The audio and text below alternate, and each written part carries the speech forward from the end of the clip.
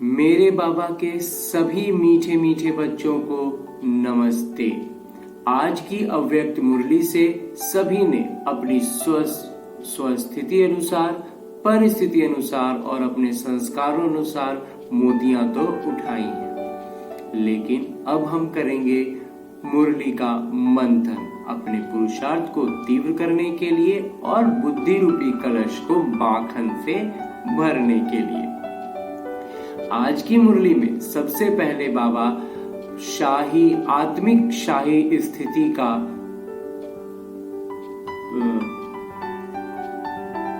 निशानियों के बारे में बतलाते हैं। जो सबसे पहली बात बाबा ने बतलाई वो है रूहानी चमक। रूहानी चमक मतलब जो भी बच्चे ज्ञान में आए हैं उनमें एक चमक आ गई है, लेकिन बिल्कुल आसमान में चमकने वाले कई सितारों के जैसे हैं। तो उनमें कुछ सितारे बहुत धीमे चमकते हैं और कुछ सितारों में बहुत तेज चमक होती है। उनकी तेज चमक ही उनके नजरों को आकर्षित करती है। तो वो जो तेज चमक है वही है शाहीपन, वही है आत्मिक रुतबा। अब ये आत्मिक रुतबा को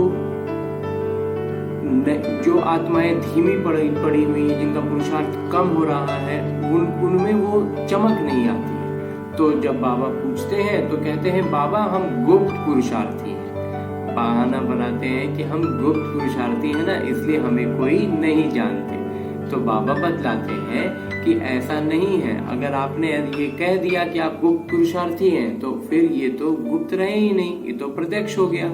तो गुप्त पुरुषार्थी वो होते हैं जिनकी चमक और आत्माओं तक पहुंच जाती है और आत्माएं बतलाती हैं कि आप गुप्त पुरुषार्थी हैं।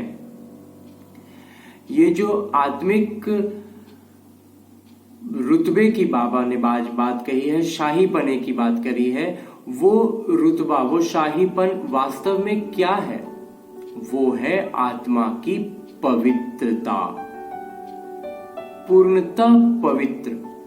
जो शाही, जो लौकिक में हम शाही परिवार देखते हैं, कोई जिसको हम लौकिक में बहुत बड़े लोग कहते हैं, वो शाहीपन में क्या करते हैं? वो छोटी छोटी जगहों पर नहीं जाते हैं, वो हर बात में इधर उधर फंसते नहीं है। वो उनमें अलग ही उनका एक रुतबा होता है, उस रुतबे में वो रहते हैं। हम ये लौकिक जीवन में देखते हैं, तो हमारी आत्मिक स्थिति में भी तो वही होना चाहिए ना।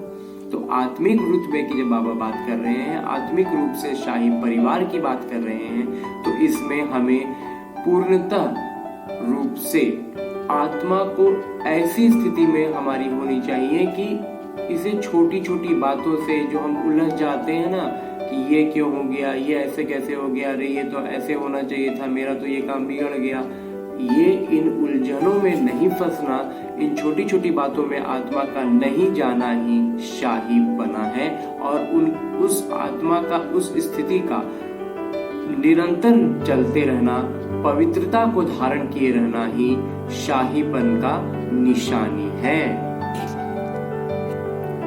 आगे बाबा बतलाते हैं कि अगर हम अपने से पुरुषार्थ में हमें थोड़ी दिशाहीन महसूस हो रहा है कि कैसे करें, क्या करें, नहीं समझ में आ रहा है, तो उसके लिए बाबा कहते हैं कि इस ब्रह्मा का अनुसरण तो करो। और अगर हम ब्रह्मा बाबा का अनुसरण कर रहे हैं, मतलब शिव बाबा का अनुसरण कर रहे हैं, तो हम अपने आप शाहीपन को पा रहे हैं और हम शाही परिवार बन रहे हैं। इसके बाद आज बाबा ने बिल्कुल अलग से एक बात पूछी है कि गुरुवार को क्या करते हैं? गुरुवार को भोग लगाते हैं। और एक काम क्या करते हैं जो सिर्फ मधुबन में होता है, वो है जीते जी मर जाने का भोग। अब बाबा बोलते हैं कि इसमें करते क्या है? मंच पर आकर बैठते हैं, तिलक लगाते हैं, भंडारी में दान देते हैं, मर गए, हो गया, यही था मरजीवा भोग? नहीं, बाबा ने इसका स्पष्ट किया है कि ये तो जो भी छोटी मोटी लौकिक औपचारिकताएं हैं या स्मृति दिलाने के लिए की गई बातें हैं, लेकिन वास्तव में क्या करना है? हमें हमारे पुराने संस्कारों से, पुरानी बातों से, अपने हर विकर्मों से मुक्त हो करके नए जन्म में आना है, वो ब्राह्मण जन्म में आना है और उसके लिए भोग लगाते हैं और वो हुआ जीते जी मर जीवा भोग। आगे बाबा कहते हैं कि सेवा में बहाना नहीं चलेगा। कुछ बच्चे क्या कहते हैं कि बाबा हमसे उतना अच्छा बोल नहीं पाते हैं, हमसे तो ये हो नहीं पाता है। तो बाबा कहते हैं कि आपकी चाल, आपकी चलन से सेवा हो, आपके संबंध संपर्क से सेवा हो। मतलब हम अपने जीवन को बिल्कुल सरलता से बस एक साधारण जीवन जिए, लेकिन हमारी हर एक बात, हमारी हर एक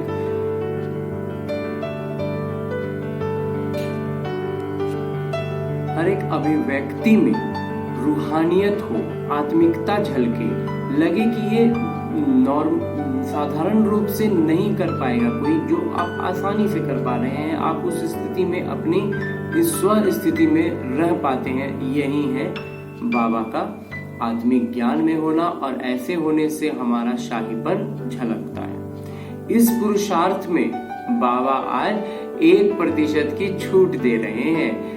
कहने का अर्थ ये है कि अपनी ओर से हमें 100% पुरुषार्थ करना है, पूरा जितना हम कर सकते हैं अपनी तरफ से पूरा करना है।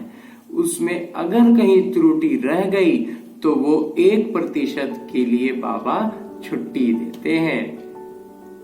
आगे बाबा कहते हैं कि इसके लिए बाबा एक युक्ति बताते हैं कि सबसे सीधा उपाय है व्यस्त रहिए, बाबा के सेवा में व्यस्त रहिए। जिनको जो भी विधि समझ में आती है उस विधि में अपने आप को व्यस्त रखें। व्यस्त रहेंगे तो माया को जगह ही नहीं मिलेगी कि आपको आकर वो विचलित करे।